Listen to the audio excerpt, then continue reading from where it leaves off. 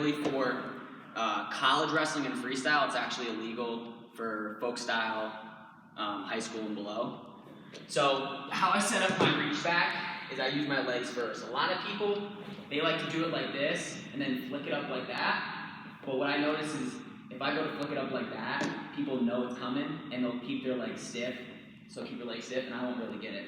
So how I get the ankle back is I take my left knee and I block next to his left knee. I normally set it on this side. I take a big step back with my right leg. So this is how I trap the leg. The only defense to get out of this is if Steven crawls forward and straightens his leg out. But how I prevent that is after I step back, I use my left hand on the hip just to make sure he can't crawl forward.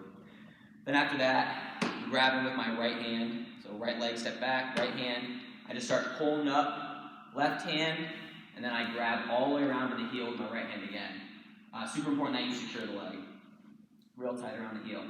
Now, when I get back up to my knees, I use my left hand to push on the person's back. If I don't do that, the person will base up, and I won't get the move. So I use my left hand, and I push on the person's back as I go to both knees. Now, from this position, I'm going to take his heel and pull it straight up my back. So let me come on over here. So see how it's straight up here? It's not off to the side here. It's straight up my back here. And then from here, I'm taking a big step over this way and attacking it with a cross face underneath the chin. You can take small steps if you have to. It's not too big of a deal, but I come here, I attack, I bring him over, and then once I have him on his back, in order to pin him, come on over here, Ines, on this side. Take my right hand and I pin the foot down, and then I take my left leg and I block this knee here. I take my right leg out, and then I do a Turk from here as I bring my chest back onto the shoulder and get the pin there. Any questions with that one? Anybody that want to see it again? Anything like that? See any comments? Nothing? All right. Might as well just show it one more time. Yeah, I'll show it one more time real quick. Then if you have any questions, and with anything else you guys want to see. So I'm here, grab, re-grab, grab the ankle, push here, I pull it up my back, big step over, bring it over, pin it, foot to the ground, take it out, hook here, bring my chest back. Someone said, what's the name of the move? Reach back, some people call it bent leg Turk. In freestyle, it's kind of, people will keep rolling with it. I don't know if you ever felt this before, Steven, but essentially here, they'll come here, and then they'll roll straight through, and just keep rolling and getting 2 points every single roll. So it was mainly kind of in freestyle, and then I saw really Zane Rutherford was doing that a lot. And he finished the same way I did. That's kind of where I got that from. All right, next thing somebody wanted to see was the way I hit my headlock from an underhook. So normally people hit headlocks. They'll normally have like an inside tie here, and they're coming across their right arm across the head. What I like to do is I like to get a lefty underhook, and I lock my hands on the back of the neck. And what I'm initially trying to throw the person is with the underhook. The reason why is because he can't slip his head out. If I go this way, they can slip the head out. I think it's a lot easier to defend. If I go this way, there's nothing really to slip out of. So I'm coming underhook, locking behind with this gable grip here. I'm bringing my hips in, and I'm throwing them through. Now, the way, it's normally not, I normally don't do it as a big throw, so I'm normally not ripping through and throwing it from that way. I'm actually making small steps in a circle. So I'm really, in a match, it more looks like this. I'm here, I pull down on the neck, smush his face in my chest, and I do little circles, run my feet towards his hips. Again, if anybody has any questions or wants to see anything different, let me know. And then, if the person's winging down hard or squaring up with me, so I'm trying to go here, we end up in this square position here, that's when I'll rip the headlock this way. But I really want him very squared up, because I can't be all the way here and then try and rip that way. It's too obvious, it's not going to work. So I want to be yanking up with the underhook here, they're squared up with me, and then if they're not pushing in, I won't hit it either. I need to up and pressure in, trying to get here, and then whack to there. And you want to see that one again? All right. And then some people wanted to see some defenses to a headlock. I guess you want to. Yeah, I can talk some of those. So anytime you're trying to defend any move, it's always easier to defend earlier than later. So the first one we're just going to do is when they're throwing a headlock, we're just going to shrug to make our neck short, and we're going to slip our head out. So let's say he has that inside tie, and he starts going for his headlock. I'm going to shrug, and I'm just kind of ducking under. Normally, you're not going to go ahead and hit it. Normally, it's not going to be like that, and you swing all the way by. They might catch it, and you're almost going to it's going to feel like your ears are getting ripped off, and you're just kind of shrugging. So he hits it here, I'm shrugging like this, and I'm trying to slip my head out. Alright, so we'll go again. I'm here, he's going here, I'm just slipping here. I can also push on the hip with my left hand, so as this is happening, he hits it, I can be pushing his hips away here. If I do get hit with it really deep, I can try to use his momentum and roll him through. So if he does here, I'm trying to slip my head, not working, I get hit, you just pop, use my momentum to roll through. That's a little dangerous because if the guy comes out in post, it's not guaranteed, but a lot of people, when they throw their headlock, they're hitting at a last resort, so they're hitting as hard as they can. You can use that momentum and roll through. So I'll hit that one again. He's sent here, I'm going down. Catch him here. All right. If you get hit, the guy plants you to your back, and now you're giving up a set of backs. There's a couple ways to get out there. So he hits the same headlock, he gets him all the way down here, right here. This is kind of the hardest way to get out of it. Well, when you're already on your back. The sooner you start that defense, the easier, but I can still defend here. So let's say he has it locked, he's holding on pretty good here. What I'm gonna do is I'm gonna lock my hands low on his hip, on his waist here, and I'm gonna try to get all of the weight off of me. I'm gonna bridge into him to try to get his forehead towards the mat, and then I'm gonna do a second bridge to roll him through. So I lock around his stomach. Sometimes you can lock around the arm too. And I'm locking right around the stomach.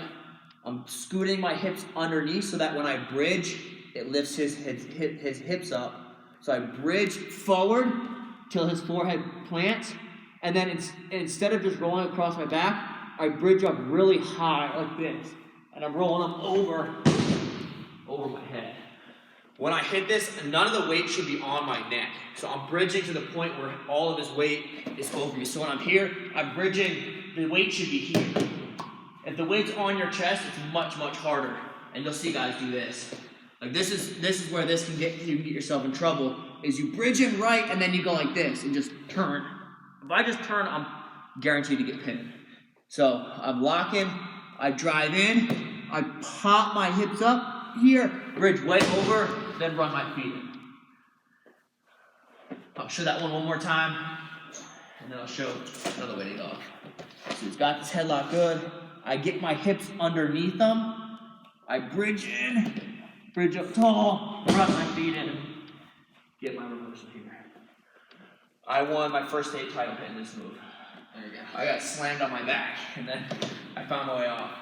Another way to get out, this one works better for lanky guys, is throwing your leg in. All right, I still want to do all the same type of stuff. I like locking here, scooping my hip underneath, and then I'm going to look to get my left leg here. All right, so when I do this, I'm still going to try to put his head towards the mat, but instead of bridging and fighting off like the first rep, I'm going to try to just sneak my leg in. So I'm here, I might be bridging in, he posts, my leg comes in, and now I'm trying to drive his head towards the mat, and I'm trying to scoot out. Knee post, slip my head out. You could go into a set of backs there, but that might be a lot to go from your back to get the reversal and do that set of backs. So I'll go again here. He's holding in for the pin. I'm bridging underneath. He's driving into me. I throw the leg in. I'm arching my hips to try to slip my head out, and then I'm trying to drive him to get my bottom knee up. Bottom knee post. Get the hand out. Slip out the leg. All right. Anybody want to see anything specific? The last thing we have is just single leg finishes. So someone did say breakdowns from referee's position. Breakdowns from referee. All right, I'll show my favorite breakdown real quick. So again, there's multiple ways to break somebody down. My favorite way. What's important is mastering whatever you do. So if you're doing an arm chop, they're really arm chop or spiral. Those are the ones that you really want to focus on. I did a spiral, but I didn't do the traditional spiral where you kind of like go like this, because I don't think it's very good. Where they show you this to run your feet out and go like that. So my spiral is here. Both hands come to a double thigh ply, and I throw the weight forward. My left knee blocks in front. This prevents him from getting his hips back underneath him with a knee slide. My right leg is underneath his butt, so he can't sit back. Once I'm in this position, my left hand goes to the shoulder, so I'm not doing like the spiral here, like chopping like this. I go to the shoulder, I drive off my back leg, and I get that elbow to the mat by pulling down that way. Then I'll get the wrist, then I'll pull in like that. Something that helped me out is if I can get this weight forward from the backside, if I get this weight forward, I do Western hook here. This is very good, and it slows the person down. So my number one priority right at the whistle, hands to the thigh, get the hips in the air to here. Then I hook the ankle. All right, I grab the shoulder, I can do the same thing, pull down, grab the wrist. If the person's base is super strong, and I can't pull down here, and I can't reach this wrist, then I'll go to an arm chop. So bring it back around here, E. So I actually don't do tight waist arm chop, I keep my right hand in this thigh. So if I can't get this here, I'll start doing arm chop. All right, and I can still go back in. But I like to keep my right hand controlling the hip, because my whole ride is left knee in front, right knee behind, right hand in the thigh, left hand can do whatever it wants, really. Chop, spiral. So I'll do different stuff. You guys are really strong, boom, I'll chop, I'll pull the hand out, I'll break here, I'll push in. But breaking somebody down is all about controlling the hips. People get in the habit of getting too far forwards and trying like an arm chop. People get in the habit of like doing a spiral ride and their hips are out on the side of the person. Or they're trying to do an arm chop and their hips in the out. Yeah, you have a lot of weight on the hands, but you have to control the hips. One other thing that Evan's doing in this position is he's keeping constant pressure. A lot of times people on top, like you don't quite know when the bottom guy is going to give up or when you're going to get this breakdown. And you see people get to this position and give up too soon. So they'll bump the guy forward, their legs will be in good position, and they'll go like this, it doesn't work, and then they'll switch off to something else, and then switch off to something else. And it's not, what happens is you're not getting enough pressure to actually get the breakdown. You're switching off too soon. Yeah, don't switch off so soon, and that relieves the pressure, makes it less instant. Yeah, so when you're riding on top, as long as the guy's not basing up, you should be fine. You don't need to switch off right away. So if I have good position here and I have good pressure here, and he try to sit back, and he's trying to sit back and he can't, I'm gonna stay here. So I'm gonna keep my right hand in that thigh. I make a fist you can grab, but you're keeping pressure here so that he can't sit back, right? If I'm trying to chop, pretty much the best way to stand up is like an inside leg stand up. So go ahead. He wants to rotate there. So everything I'm doing on top is to stop that. My leg keep him to go forward. I'm pinching here. My right arm stops him from being able to get his weight over his back ankle, so I'm pushing forward. From here, so I've seen people go cross face, inside spiral with that shoulder, claw.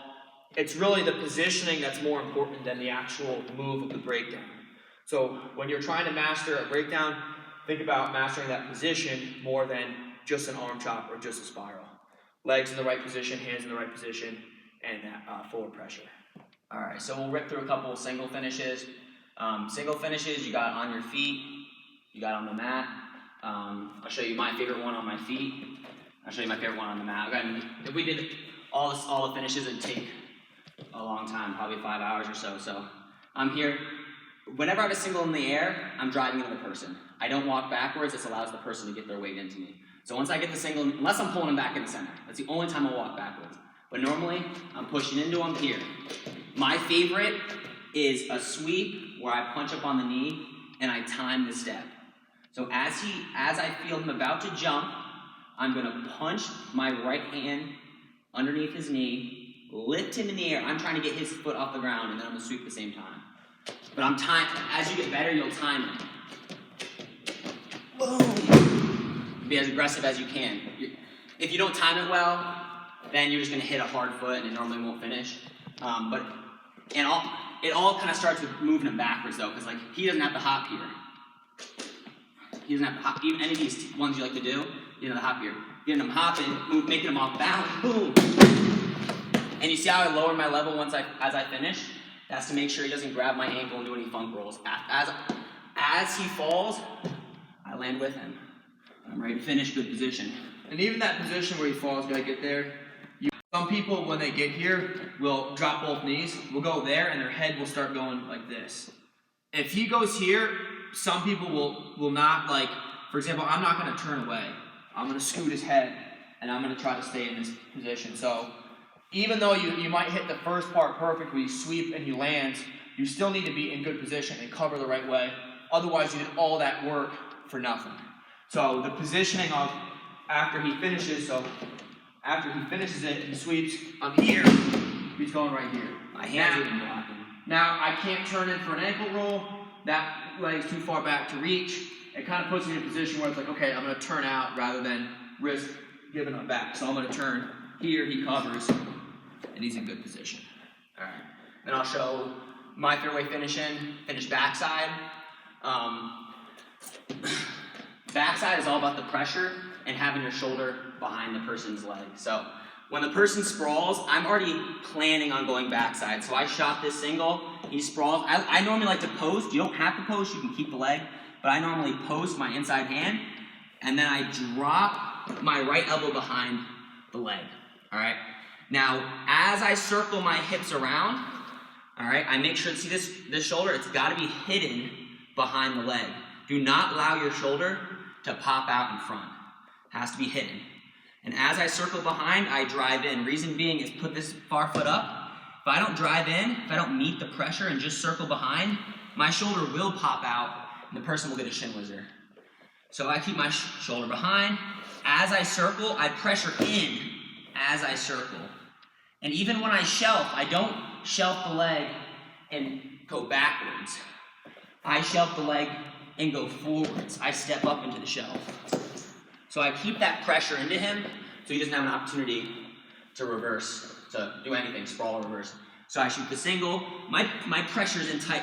Even though my head's not up, it's trying to be up. It's pushing into the stomach. I'm not allowing my head to be down. I'm here, I drop, everything's tight. I'm pressuring in, I shelf it, I attack below here. Do not get into the habit of just grabbing the waist here. You're gonna lose a lot of takedowns just because you're not drilling it perfectly with your shoulder below the butt, grabbing the knee, grabbing the ankle, drive it. Another key point, a couple of the key points with this backside finish is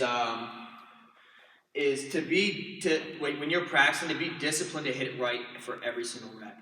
A lot of times when people go over single, like we'll show the move, and then sometimes you look away and like half the guys can be just going on and doing it however, where their head's not up, their hands aren't in the right spot. So you need to be disciplined to do it perfect every single rep, so that when you're tired in a match, you've only done good reps and you'll make sure you'll finish the right way. If you get in the habit when you get tired, you're dropping your head and you're not running through the right position, you will do that in match. When third period comes around, you're gonna take a shot, the guy's just gonna sprawl and spin behind. One of the things here, when with talking about the head position, my head being up helps to stop him from being able to square up. When my head drops, he can square up, and then it's hard to recover once you get there. So my head being up, like not up like I'm not gonna be able to pick my head all the way up here, but pressuring into his stomach. And then once my elbow drops and I get the corner, my head slides up more. So as I rotate, when my elbow drops, my head can come up even more to block him from turning facing, to help block this shin whizzer. So when I'm in like this, I'm leaning in, my head driving into him, I drop and pick my head up even more. And then I'm circling in, driving in, finishing back step, shuffling in. That technique alone is probably one of the most important things, one of the most important moves in wrestling. And you can't just take it lightly with the technique. You have to hit these reps perfect every single time. So now that you know what the right way to do is, right way to finish, when you're going to drill and practice, you have to hit it perfect every time. Otherwise, you're going to create bad habits, and you won't be able to finish in the match. You guys want to see anything else, or nothing? All right. If you guys like this, we could keep doing it. If not, we just wanted to try it out, see if you guys liked it. But if you really want to get good, you gotta come to practice. So be here every day. All right. Someone said, can you show some setups for double leg, takedown, or single? Yeah. First. So one of the setups I like to do for if I'm hitting, I like to hit a high crotch a lot, but whether I'm hitting a high crotch or double, same type of setups. What I'm looking to do is I'm looking to get past his head and his hands for all my setups. So I'll post left hand, I'll tie up, I'll start to move them, and what I'm looking to do, whether I'm pulling down or circling, is I'm looking for his hands to come up. All right, as he's coming to tie up with me, as he's trying to catch his balance, that's when I'm pulling the trigger on my shots. So a real simple one could be from an inside tie. I'll post, I'll club and circle, and then I'll get this inside tie. As I get this inside tie and I'm moving him, he's going to be trying to get his hands on me just so he keeps balance.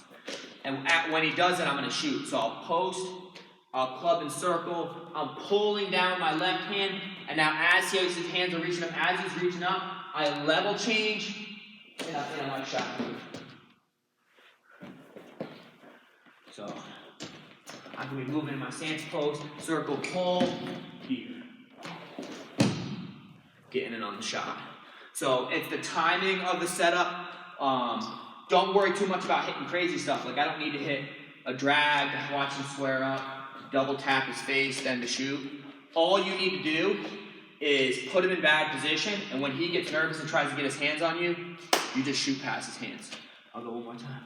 I'll post, I'll club, circle and pull his head down. While I'm pulling it down, my left hand pulls the armpit, pull, pull, pull, pull, pull. Let him come up, set my feet. Get my shot. All right, another thing with pulling the trigger on your shot that I see a lot of people do wrong is whether they're switching their feet or they have a square stance. If I have a square stance, it's very hard for me to attack. My attacks are going to be slower. Even if I do this all right, I post, I club, I circle, but my feet are square. When he starts coming up, it takes me longer to set my feet.